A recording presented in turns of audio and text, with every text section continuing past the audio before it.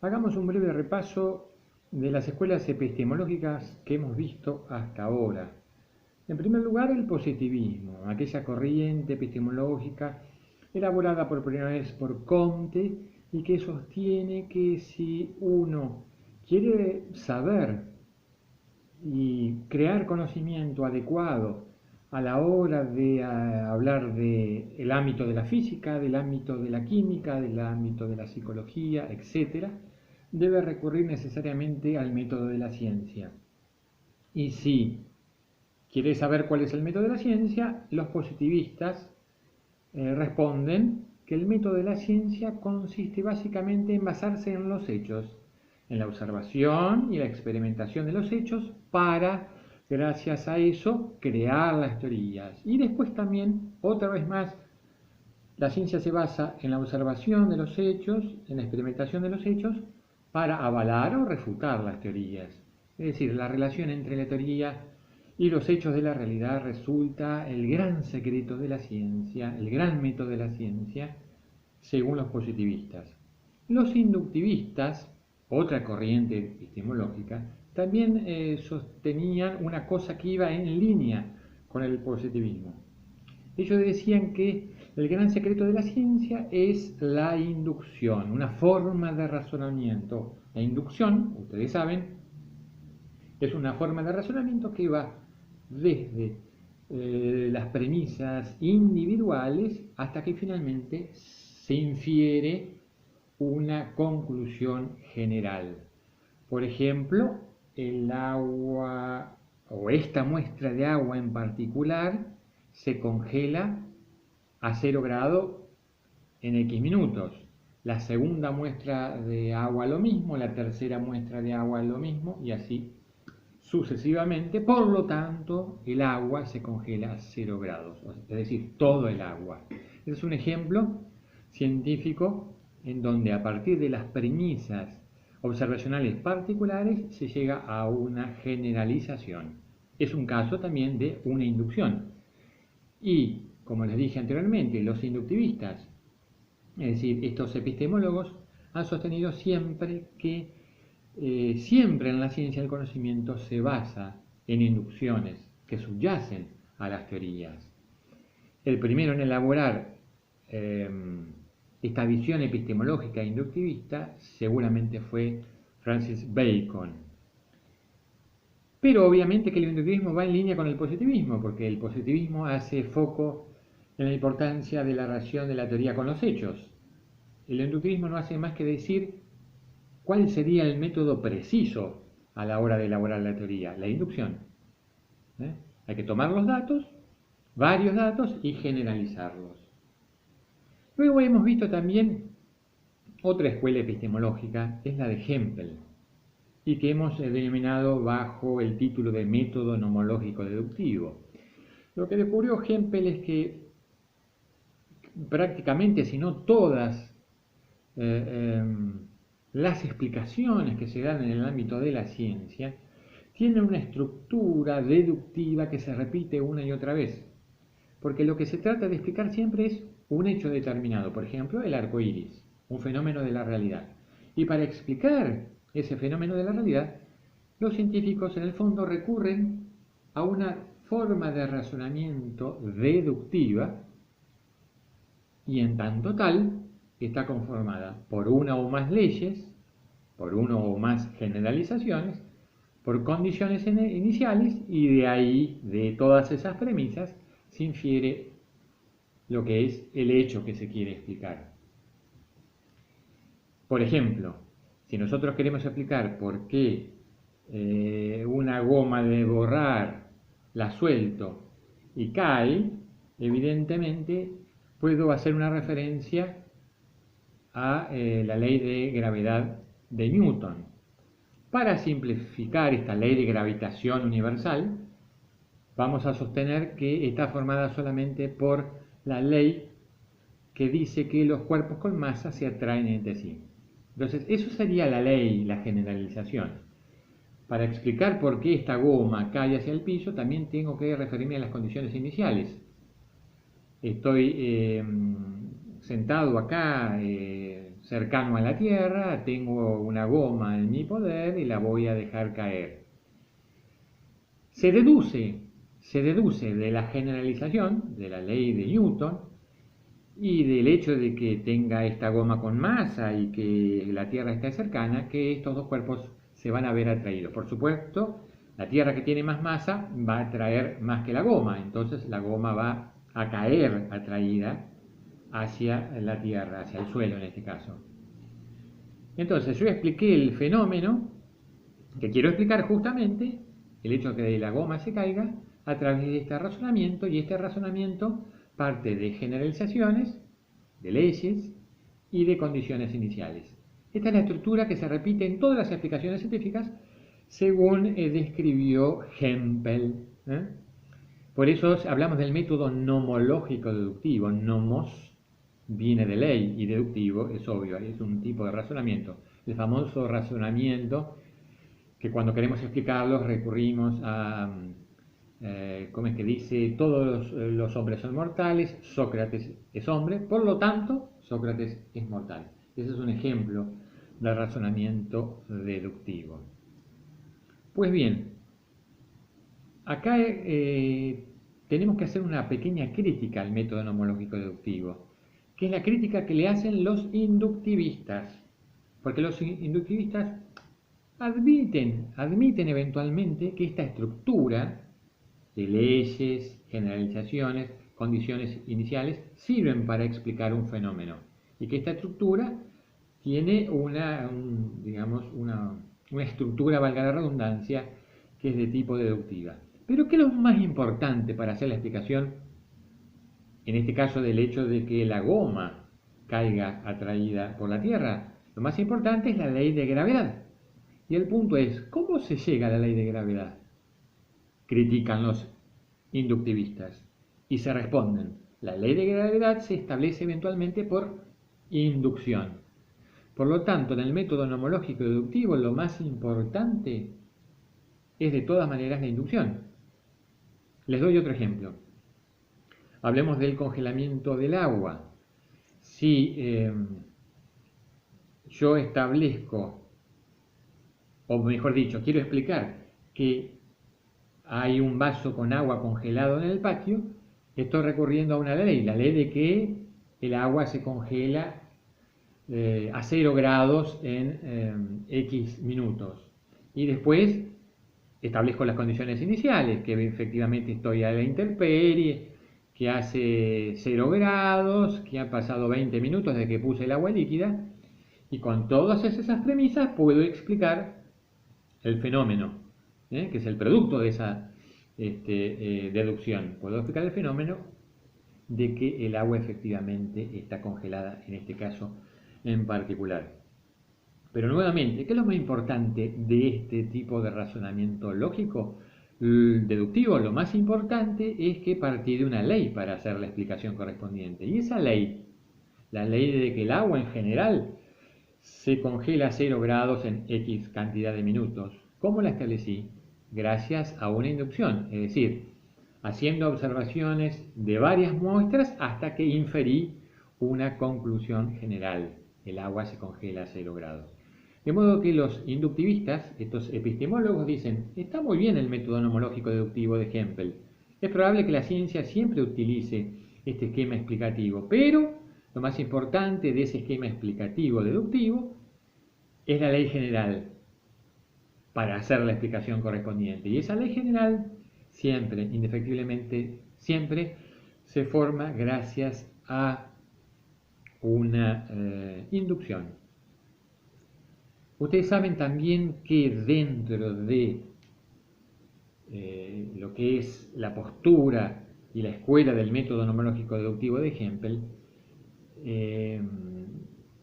se ha tratado de confrontar con otras escuelas epistemológicas que han tratado de mirar más de cerca cuáles eran los métodos de la ciencia que supuestamente utilizaban las ciencias sociales en particular y que eventualmente serían diferentes a los métodos utilizados por las ciencias naturales.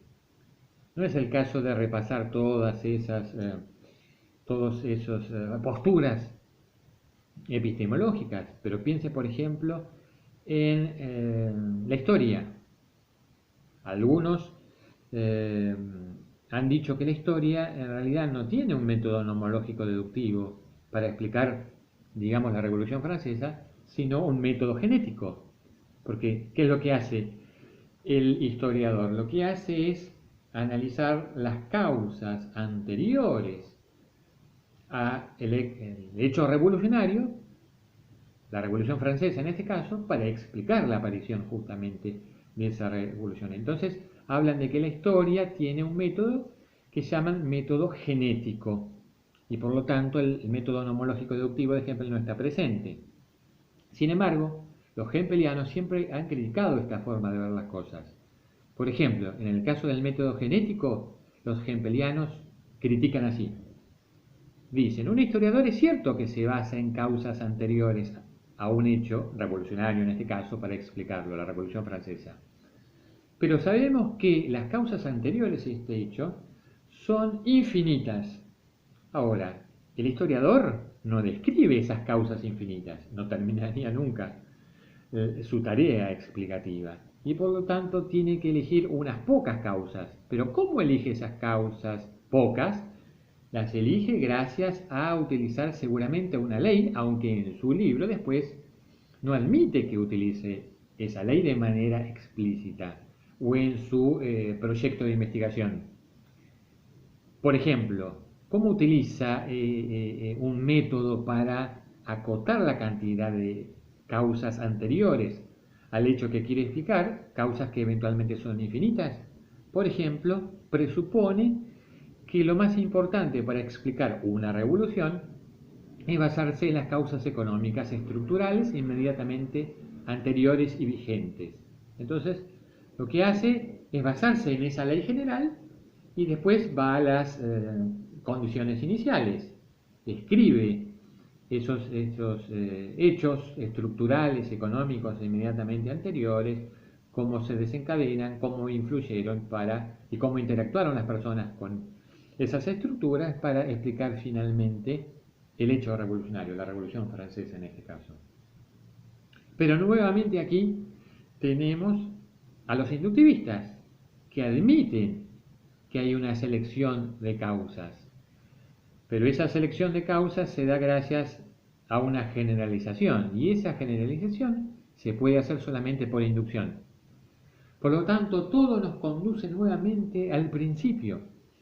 ¿Cuál sería el método de la ciencia? El método de la ciencia sería hacer las teorías basándose en los hechos de la realidad, en los datos que obtenemos de la realidad, más precisamente gracias a las inducciones. Pero parece acá que los inductivistas, estos epistemólogos, tendrían razón entonces, pero sabemos que no es así.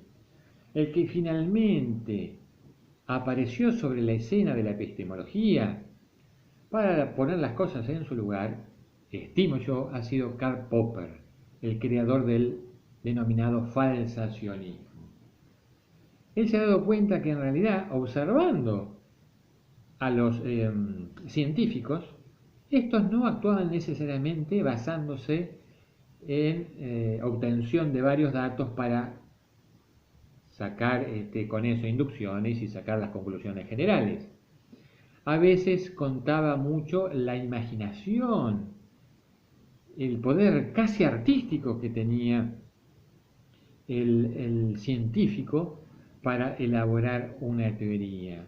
No es que primeramente el científico obtiene 1000 datos determinados para generalizar después. Lo que quiere es explicar un hecho, elabora una teoría ingeniosa y en todo caso después se va a discutir si esa teoría sirve o no sirve. Se va a discutir sobre su validez o sobre su invalidez. Y entre otras cosas, se van a deducir hechos justamente que se deducen de esa teoría y se van a evaluar si esos hechos encajan o no con esa teoría. Pero los científicos son más cercanos a artistas que a obsesivos inductivistas, que practican inducciones para establecer generalizaciones. En todo caso, lo que se da cuenta Popper es que los científicos tienen y deben de hecho tener libertad para crear, con imaginación, teniendo suerte, haciendo inducciones si quieren. Tiene que haber libertad creativa para la ciencia. Eso sí, la ciencia generalmente lo hace, y si no lo hace, lo debería hacer siempre. Popper pide que las teorías deben ser falsables. De ahí el nombre falsacionismo para hablar de esta escuela epistemológica. ¿Qué significa que una teoría sea falsable? Una teoría es falsable cuando abre posibilidades lógicas para una eventual refutación. Si yo digo sencillamente todos los jueves llueve o no llueve, estoy abriendo el paraguas para no equivocarme. No me estoy jugando la cabeza. No estoy elaborando una teoría que es falsable. Una teoría falsable es todos los jueves llueve. Después vamos a ver si esa teoría es falsa o no. Pero en principio es falsable porque observando los hechos de la realidad, por ejemplo, puedo establecer si es verdadera o falsa.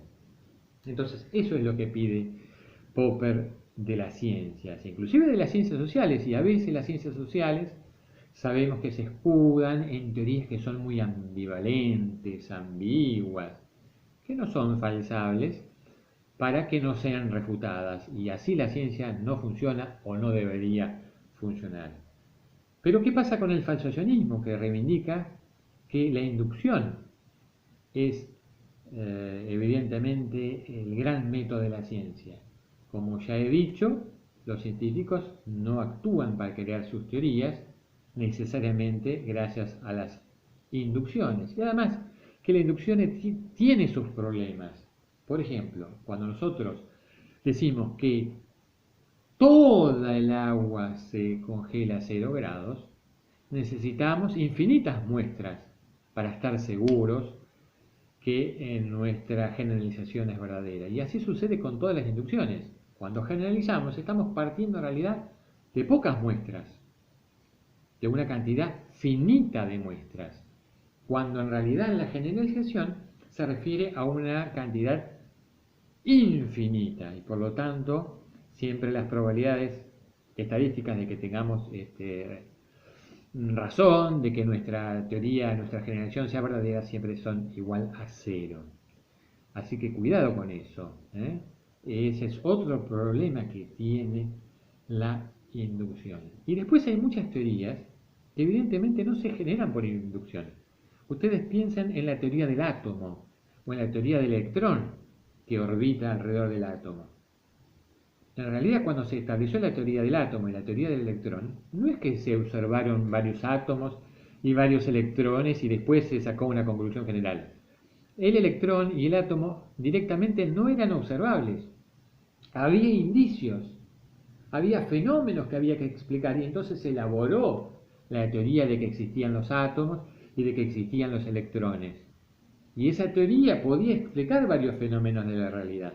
Después de esas teorías se pueden deducir algunos datos específicos y se puede ir a la realidad para ver si esos datos concuerdan o no con la teoría que se ha elaborado.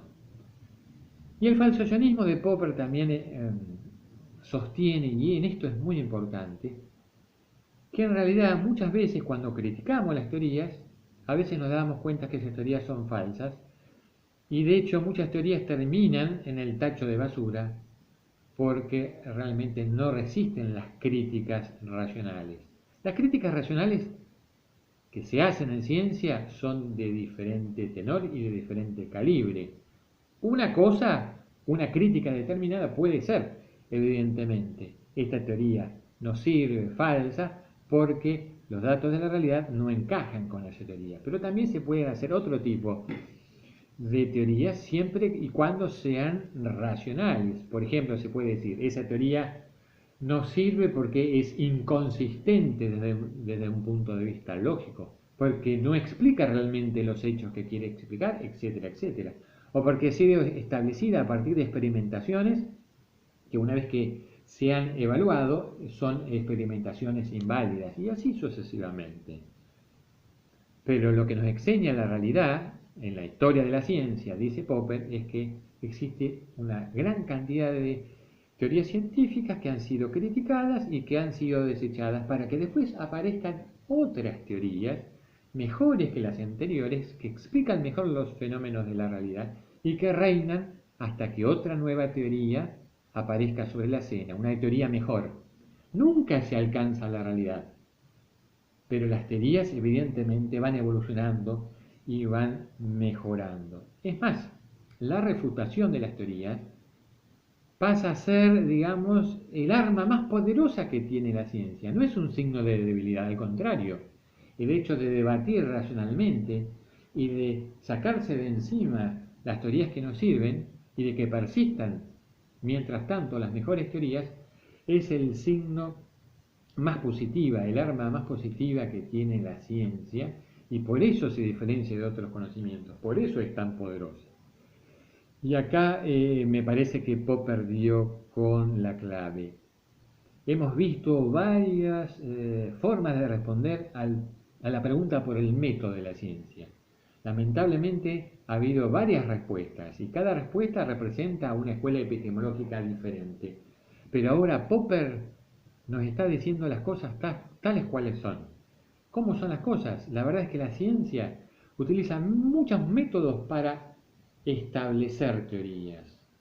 La inducción, la imaginación, la relación de diferentes ideas, etcétera, etcétera. No importa, tiene que existir libertad creativa, siempre y cuando esas teorías sean falsables. Si no son falsables, no estamos ante la presencia de una verdadera ciencia. Y después, realmente, a partir de esas teorías, se pueden poner en debate, deduciendo hechos determinados para ver si encaja con la teoría. Se pueden hacer diferentes tipos de argumentaciones racionales para establecer si esa teoría es eventualmente falsa, y si la teoría obtiene muchas reputaciones, deja de ser una teoría científica porque es una teoría falsa y se descarta, se tira al tacho de basura. Y las teorías que logran estar en vigencia se mantienen hasta tanto aparezcan teorías nuevas. Esta es la posición de Popper y con esta postura por ahora nos quedamos. De todas maneras, es la epistemología un estudio, un derivado de la filosofía que precisamente no es una ciencia en sí misma, sino que está derivada de la filosofía o, si se quiere, forma parte de la filosofía y por lo tanto sus teorías son muy discutibles, pero yo por mi parte en este curso me he quedado por ahora con el falsacionismo popperiano como el último grito de la epistemología. Han aparecido otras teorías epistemológicas posteriores, pero lamentablemente no podemos tocarlas y son demasiado irracionalistas para que yo las pueda aceptar. Este ha sido el repaso de una parte de nuestro curso, aquella parte que trata precisamente sobre algunas teorías epistemológicas generales para explicar cuál es el método de la ciencia.